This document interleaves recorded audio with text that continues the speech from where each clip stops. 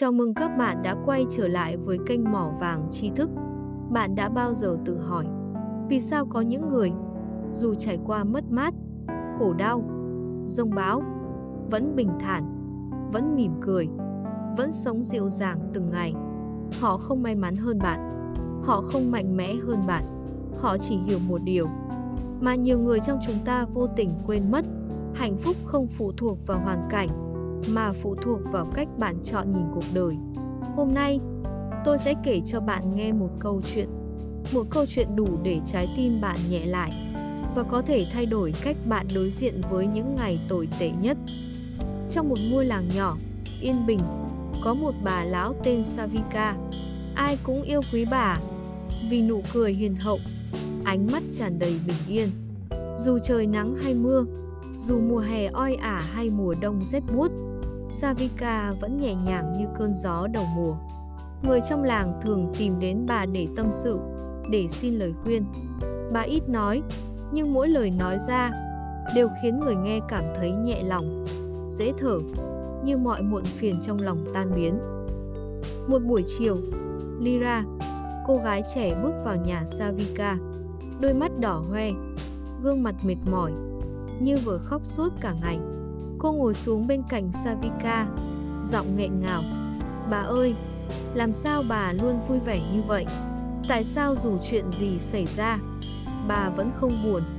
Bà không đau lòng sao khi cuộc đời đối xử tệ với mình? Savika mỉm cười, rót cho cô một tách trà nóng. Hương thơm nhẹ nhẹ lan tỏa. Bà im lặng một lúc, như đang chọn từng lời nói, từng nhịp thở, trước khi chia sẻ.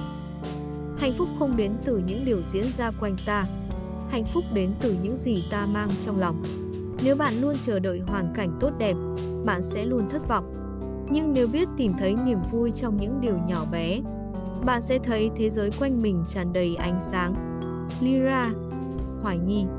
Nhưng khi chuyện xấu xảy ra, làm sao người ta có thể vui? Làm sao có thể bình thản được? Savika quay nhìn ngọn đèn dầu nhỏ lay nhẹ.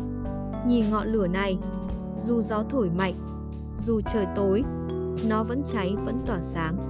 Cuộc đời cũng vậy, luôn có ánh sáng nếu bạn chịu tìm. Savika kể, khi còn trẻ, tôi có chồng và những đứa con bé bỏng. Chúng tôi nghèo, nhưng hạnh phúc. Ngôi nhà nhỏ lúc nào cũng đầy tiếng cười, tiếng hát, tiếng bước chân nô đùa. Rồi một ngày, chồng tôi ngã bệnh. Chúng tôi không đủ tiền chữa trị. Sức khỏe của ông ấy yếu dần. Và rồi, ông ra đi. Tôi tưởng trái tim mình sẽ vỡ tan. Tôi khóc nhiều đến mức nghĩ rằng sẽ không bao giờ cười lại được nữa. Nhưng rồi tôi nhận ra, khóc cũng không mang người tôi yêu trở lại. Những đứa con vẫn cần tôi. Chúng cần tình yêu, sự mạnh mẽ và một người mẹ đủ can đảm để đứng lên. Mỗi sáng, tôi thắp ngọn đèn, tự nhủ, đây là một ngày mới. Mình sẽ tìm một lý do để mỉm cười. Có những ngày, lý do ấy rất nhỏ, ánh nắng xuyên qua cửa sổ, tiếng chim hót hay một lời chào từ hàng xóm. Nếu bạn chịu tìm, lúc nào cũng có điều gì đó để biết ơn. Ngay cả trong khó khăn, vẫn có những điều nhỏ bé làm trái tim ấm lên. Lyra vẫn không khỏi thắc mắc, nhưng nếu chuyện xấu lại xảy đến lần nữa, làm sao giữ hạnh phúc? Savika đáp lời, không ai tránh khỏi đau thương. Khi đau, cứ để mình đau.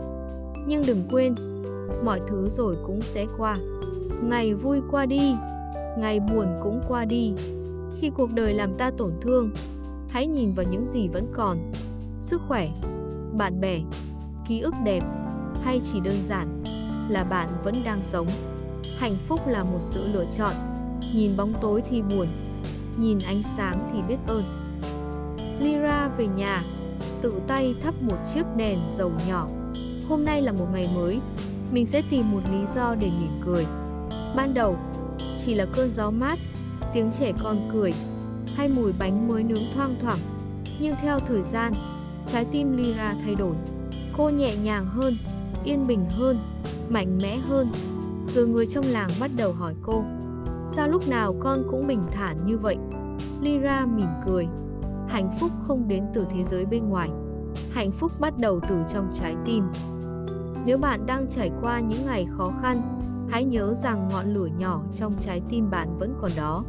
Chỉ cần mỗi ngày tìm một lý do để mỉm cười, ánh sáng trong bạn sẽ lớn dần.